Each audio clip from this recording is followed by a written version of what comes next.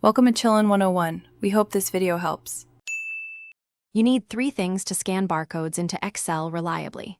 First, a barcode scanner that connects by USB or Bluetooth. Second, a computer running Windows or Mac with Excel 2016 or newer installed. Third, a spreadsheet prepared to receive codes with clear headers and an active cell.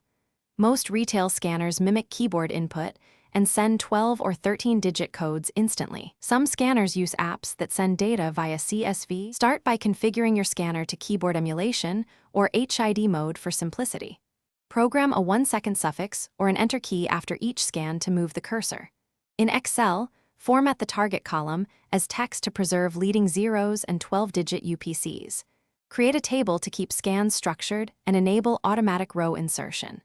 Add a timestamp column with the formula equals now to record scan time during import or live scanning.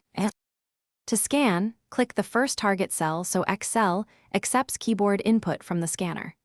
Each scan sends the barcode string and triggers the enter suffix to jump to the next row. Use simple formulas like equals COUNTIF table code, A2, for duplicate detection and data validation. If you need batch processing, export scan data as CSV or sync via OneDrive to open in Excel. Regularly test with a sample of 10 to 20 barcodes to confirm format and prefix handling before full data collection. Thanks for watching. Consider subscribing if we helped you.